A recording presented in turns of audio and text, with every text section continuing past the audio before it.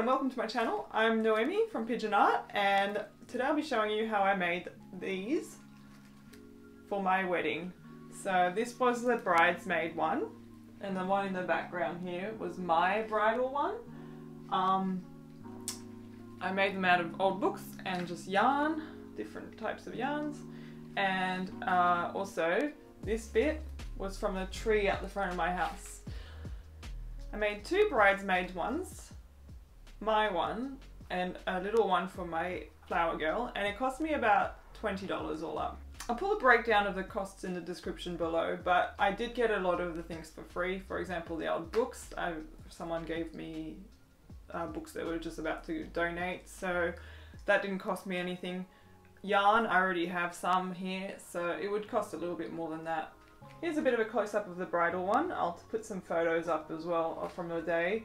I had so many people tell me how great it looked, and it just really went well with my theme, which was rustic. It also went really well with my budget because we were trying to do this as cheaply as possible. I was really happy not to have to spend a couple $100 on flowers when I could just make them myself. I'm going to do this as a series, so I'll do one video for the paper ones, which is today, one video for these poppy looking ones, and I'll also do one video for this rose looking one here.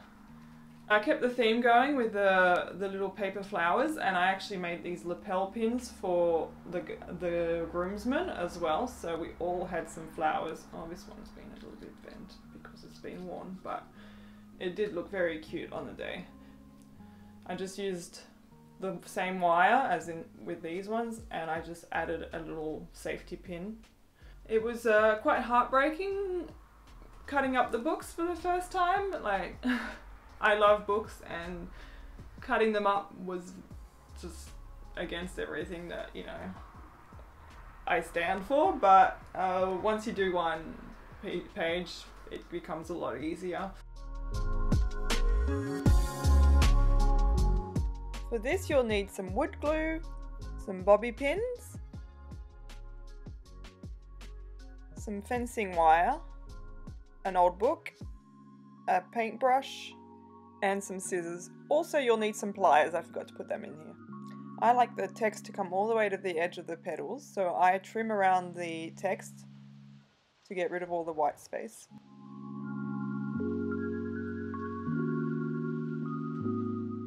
You'll need a square piece of paper for this. To do this, fold the short edge back at a 45-degree angle .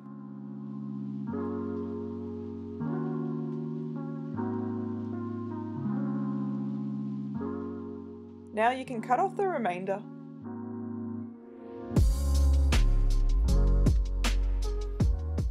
Hold on to the piece we've just cut off, as we can make a smaller flower out of it. Now we are going to turn this triangle into a smaller square. Take one of the 45-degree corners and fold it back towards the 90-degree corner. Repeat for the other side.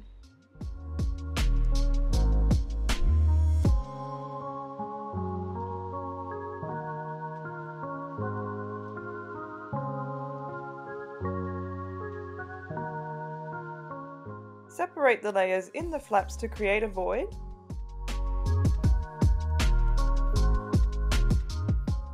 Then flatten it down. Make sure that the fold lines on the top and bottom layers line up.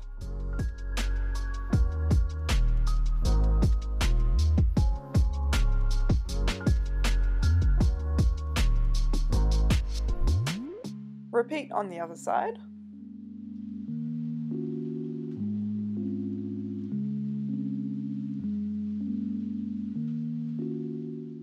Fold down the peak so that the line of the back piece is continued.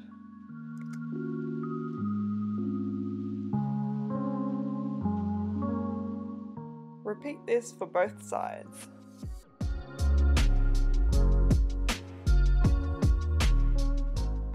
We are now going to make another square by folding along the center fold we followed earlier.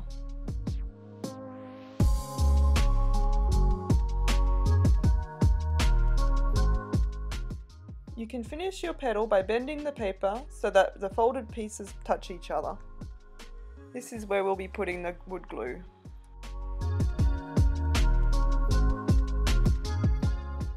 Repeat this process 5 times as your flower will have 5 petals. To make the smaller flowers, use the same process or using the small pieces we saved earlier.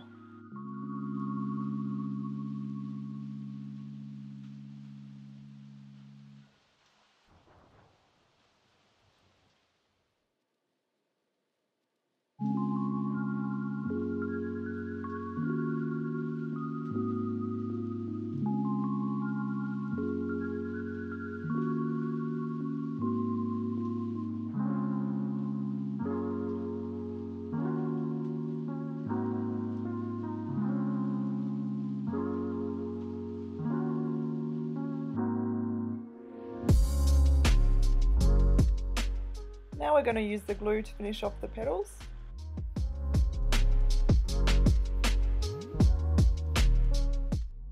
Use the paintbrush to put some glue on the outside of the fold, and then bend it the way we practiced earlier and placing the folds together.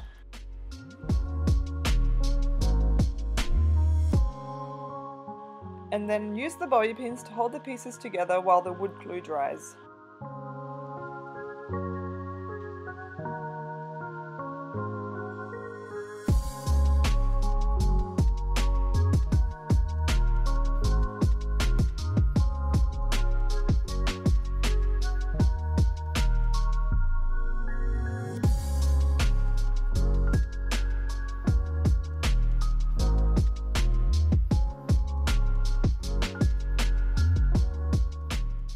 Once your petals are dry, you can glue them together and use the bobby pins while it sets again.